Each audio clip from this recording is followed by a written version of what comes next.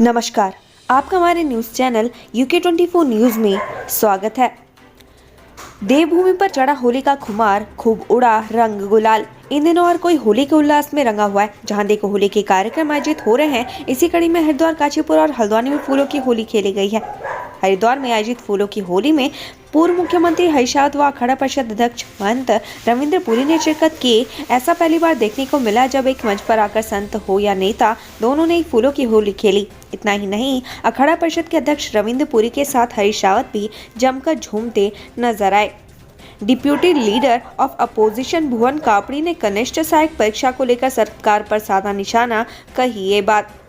कनिष्ठ सहायक भर्ती परीक्षा को लेकर कांग्रेस ने सरकार पर गंभीर आरोप लगाए हैं। खटीमा विधायक और उपनेता प्रतिपक्ष भुवन कापड़ी ने प्रेस वार्ता कर कहा कि रविवार को कनिष्ठ सहायक भर्ती में बनाए गए 4 पेपर सेट एक जैसे ही बने हैं। ए से लेकर डी तक चारों सेट में 1 से लेकर 100 नंबर तक के प्रश्न सभी सेट में एक जैसे हैं, जबकि पूरे हिंदुस्तान में एक जैसे पेपर सेट बनाकर एक भी परीक्षा नहीं हुई है। उन्होंने आरोप लगाया कि सरकार ने पेपर बेचने का नया तरीका निकाला है। उन्होंने कहा कि उत्तराखंड के बेरोजगार युवा सहित विपक्षी दल पहले मामले की जाँच और फिर परीक्षा कराने की मांग कर रहे हैं, लेकिन सरकार मानने को तैयार नहीं है। उन्होंने कहा कि कनिष्ठ सहायक परीक्षा की भर्ती पेपर के चारों सेट एक जैसे बने हुए हैं, यानी पेपर का पहले ही सौदा हो चुका है। उन्होंने कहा कि सरकार उत्तराखंड के युवाओं के भविष्य को लेकर गंभीर नहीं है। भुवन कापड़ी ने आरोप लगाते हुए कहा कि सरकार परीक्षा घोटाले में संलिप्त है। उन्होंने मांग की कि सिटिंग जज की देखरेख में पूरे भर्ती घोटाले की CBI जाँच होनी चाहिए। उन्होंने कहा कि पहले आयोग को दुरुस्त कर लिया जाए और फिर परीक्षा कराई जाए। नकल विरोधी कानून बनने के बाद उसका दुरुपयोग करते हुए बेरोजगारों की आवाज दबाते हुए उन पर मुकदमा दर्ज किया जा रहा है। अगर नकल विरोधी कानून इनका स्वागत योग्य होता है तो प्रदेश के युवा बेरोजगार इसका स्वागत कर रहे होते, न कि भारतीय जनता युवा मोर्चा के लोगों से स्वागत कराया जा रहा होता। शराब पीकर गाड़ी चलाई या हुड़दंग मचाया तो जेल में मनेगी होली। आपसी सौहार्द और प्यार भरे त्योहार होली के रंग में यदि किसी ने भंग डाला तो उसकी खैर नहीं, क्योंकि ऐसे लोगों पर पुलिस विशेष नजर रखने वाली है। साथ ही होली पर शराब पीकर हुड़दंग मचाने वालों को भी पुलिस इस बार बढ़िया सबक सिखाएगी। DGP अशोक कुमार ने सभी जिलों को पुलिस प्रभारी को होली शांति व्यवस्था बनाए रखने को लेकर दिशा निर्देश जारी किए हैं, ताकि होली के त्योहार में किसी भी तरह का खलल न पड़े। कॉलोनल CK नायडू ट्रॉफी में चमका टिहरी का संजीत सजवाण, लगाई रनों की झड़ी और कैचों का ढेर। उत्तराखंड अंडर 25 क्रिकेट टीम में टिहरी के संजीत सजवाण ने दमदार प्रदर्शन किया। संजीत सजवाण के प्रदर्शन से उनके क्षेत्र में के लोग काफी खुश हैं। Sanjeet CK Naidu under 25 cricket tournament में उत्तराखंड की टीम में शामिल बतौर क्रिकेट कीपर बल्लेबाज के रूप में 6 मैच खेले। इस दौरान उन्होंने 495 रन बनाकर 25 खिलाड़ियों को स्टंप और कैच आउट किया। टिहरी पहुंचे केंद्रीय मंत्री गडकरी, बोले जनवरी में शुरू होगा देहरादून दिल्ली एक्सप्रेसवे।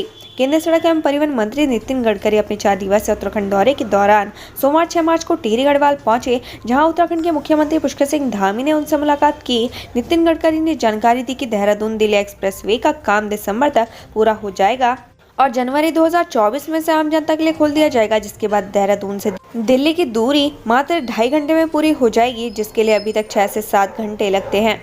हत्या के 3 दिन बाद भी पुलिस के हाथ खाली, गले पर मिला 12 सेंटीमीटर लंबा घाव।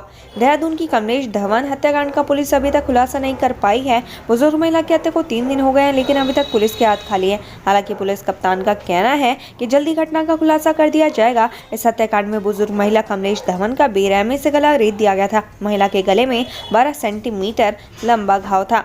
केंद्र सरकार ने उत्तराखंड में 1090 किलोमीटर लंबी 104 सड़कों को दी मंजूरी। 856.84 करोड़ आएगी लागत। उत्तराखंड की प्रधानमंत्री ग्रामीण सड़क योजना के तहत आने वाली 104 सड़कों को केंद्र ने स्वीकृति दी है। 856.84 करोड़ की लागत से बनने वाली इन 1090 किलोमीटर की सड़कों को स्वीकृति देने पर उत्तराखंड की ग्राम विकास मंत्री गणेश जोशी ने आभार व्यक्त किया है। पूजा कराने के नाम पर विदेशी दंपत्ति से ठगे 1.82 लाख, राजस्थान से इमरान गिरफ्तार। आखिरकार केदारनाथ यात्रा के दौरान पूजा कराने के नाम पर ठगी करने वाले आरोपी को पुलिस ने गिरफ्तार कर लिया है। आरोपी ने बीते साल यानी 2022 की यात्रा के दौरान यात्री को लाखों रुपए का चूना लगाया था। फिलहाल पुलिस ने आरोपी को कोर्ट में पेश करने के बाद न्यायिक हिरासत में जिला कारागार पोसाड़ी भेज दिया है। Chamoli district panchayat vice president ने कांग्रेस से दिया इस्तीफा, राजेंद्र भंडारी पर लगाए गंभीर आरोप। चमोली जिला पंचायत उपाध्यक्ष लक्ष्मण रावत ने कांग्रेस से इस्तीफा दे दिया है। साथ ही उन्होंने सभी दायित्वों को भी छोड़ने का ऐलान किया है। लक्ष्मण रावत ने बद्रीनाथ विधायक राजेंद्र भंडारी पर भी गंभीर आरोप लगाए हैं। बीजेपी प्रदेश अध्यक्ष भट्ट बोले, होली के बाद कार्यकर्ताओं को दी जाएगी दायित्वों की मिठाई। बीजेपी नेताओं के लिए होली के बाद अच्छी खबर आने वाली है। होली के बाद बीजेपी कार्यकर्ताओं को सरकार में दायित्व मिल सकते हैं। इस बात के संकेत खुद बीजेपी प्रदेश अध्यक्ष महेंद्र भट्ट ने दिए हैं। सौंदर्यीकरण में जुटा प्रशासन, सड़क किनारे से हटाया अतिक्रमण।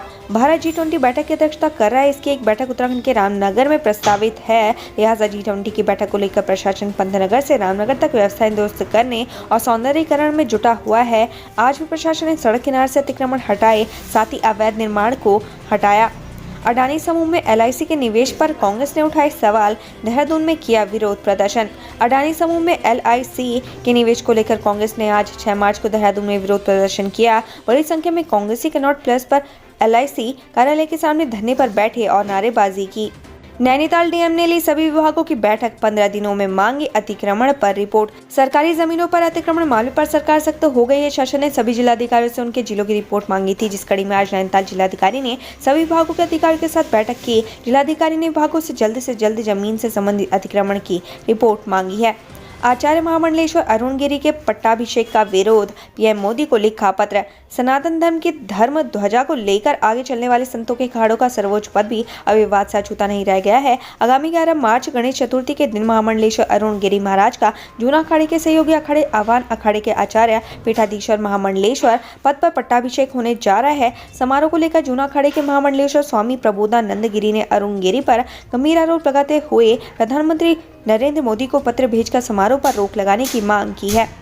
जिम कॉर्बेट नेशनल पार्क में होली को लेकर हाई अलर्ट, कर्मचारियों की छुट्टियां रद्द। होली को लेकर कॉर्बेट प्रशासन हाई अलर्ट मोड पर है। तस्करों पर नजर बनाए रखने के लिए कॉर्बेट प्रशासन ने कर्मचारियों की छुट्टियां रद्द कर दी हैं। साथ ही वन्य जीवों पर ड्रोन कैमरों से भी नजर रखी जाएगी। कॉर्बेट प्रशासन के अधिकारियों का कहना है कि होली मनाने के लिए कर्मचारियों को 10 मार्च को छुट्टी दी जाएगी।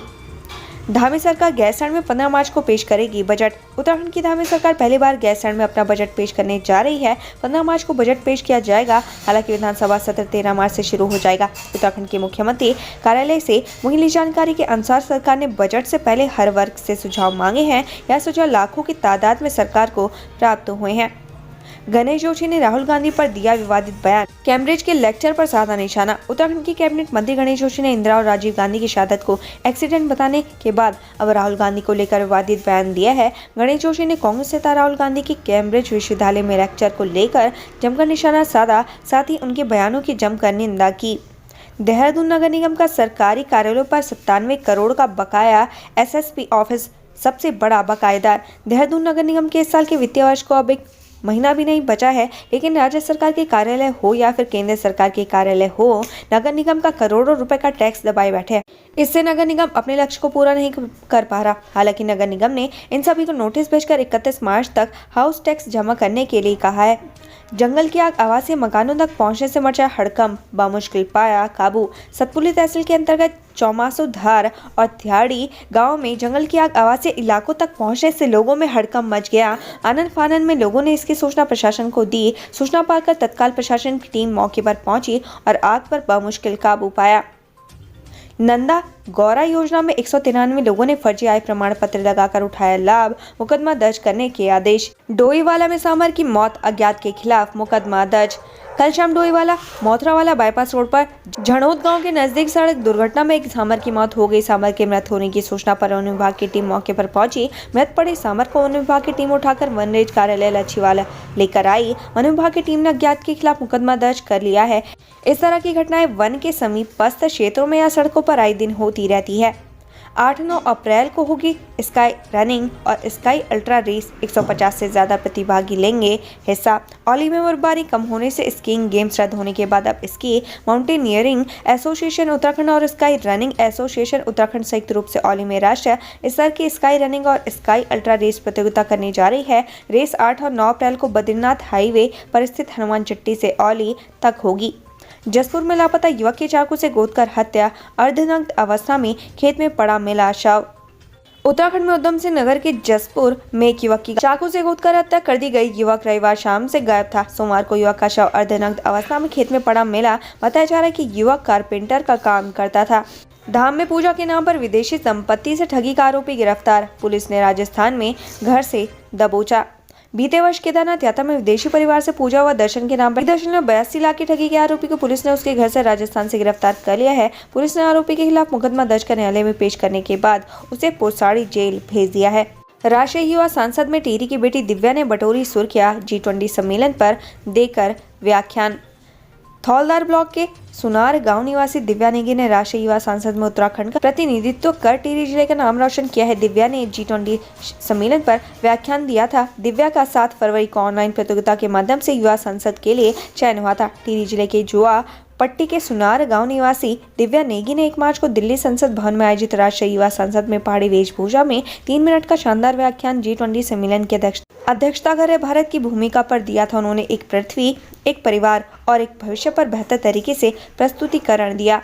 युवा संसद के लिए नेहरू युवा केंद्र ने 3 चरणों में ऑनलाइन प्रतियोगिता कराई थी, जिसमें पहले ब्लॉक, इसके बाद जिला और फिर प्रदेश स्तर पर प्रतियोगिता हुई थी। दिव्या ने ब्लॉक से लेकर प्रदेश स्तर पर पहला स्थान हासिल किया था, जिसके बाद दिव्या का चयन राष्ट्रीय स्तर के लिए हुआ। उत्तराखंड से संबंधित ऐसी ही खबरें पाने के लिए हमारे चैनल को लाइक व सब्सक्राइब जरूर करें। धन्यवाद।